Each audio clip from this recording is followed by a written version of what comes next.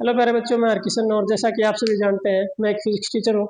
आने वाला JEE mains NEET का एग्जाम जो आपका अप्रैल मई में होता है उसके लिए प्रिपेयर कर रहे हैं। तो जनवरी 22 2026 को जो शिफ्ट 1 में आपका एग्जाम हुआ था उससे हमने एक क्वेश्चन लिया है। और सबसे बेस्ट तरीका यही होता है, जब आपका टाइम कम बचा हुआ तो पुराने क्वेश्चन पेपर सोल्व करो। स्टेटमेंट है, ray of light is incident at an angle I on an equilateral prism. एक इक्विलेटरल प्रिज्म के ऊपर एक लाइट इंसिडेंट हो रही है।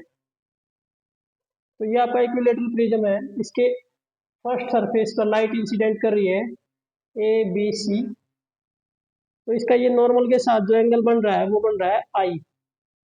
तो अब आपको पता है कि जब ये ग्लास प्रिज्म एंटर करेगी तो it will bend towards normal. तो यहाँ पर आपका एंगल ऑफ रिफ्रैक्शन बनेगा R1। बोला है इफ द रे emerges grazing the second face. तो सेकंड फेस ये हो गया आपका AC।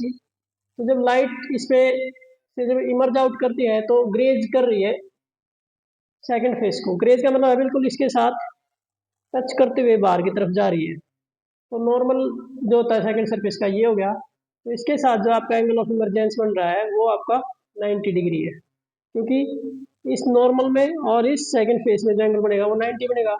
और जो इमरजेंस रे है वो आपकी बिल्कुल सेकंड सरफेस को ग्रेज कर रही है, मतलब टच करते हुए जा रही है। तो यहाँ आपका एंगल ऑफ रिफ्रैक्शन R2 बनेगा, जिसे आप एंगल ऑफ इंसिडेंस कहेंगे of second surface. Refractive index, find the angle of refraction at first surface. मतलब R1 जो है आपने वो फाइंड आउट करना है, ये एंगल फाइंड आउट करना है, ये क्वेश्चन मार्क है। Refractive index of prism is √2।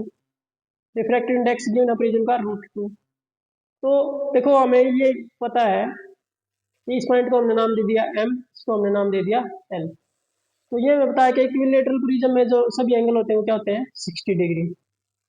अगर हम R2 फाइंड आउट कर लें और R1 तो हमने फाइंड आउट ही करना है। तो ये हमें एक रिलेशनशिप होती है हमारी प्रिज्म की एंगल के साथ कि एंगल A इक्वल्स क्या होता है R1 प्लस R2। तो हम R2 की वैल्यू फाइंड आउट करेंगे, यहाँ पुट कर देंगे। A की हमें पता है कि इक्विलेटरल प्रिज्म है। तो R2 फाइंड आउट करने के लिए यहाँ पर हम स्नेल्स लॉ अप्लाई करेंगे। Apply Snell's law at second face point M पर। तो वो क्या कहता है Snell's law, refractive index of first medium mu into sine of angle of incidence, जो कि आपका R2 पे कहा जाएगा यहाँ पर, equals to refractive index of second medium जो कि एयर है तो 1 into sine of angle of refraction, जो कि प्रिज्म फॉर्मूला के द्वारा हम इसे I2 से डिनोट करते हैं या फिर E से। तो वो आपका गिवन है E।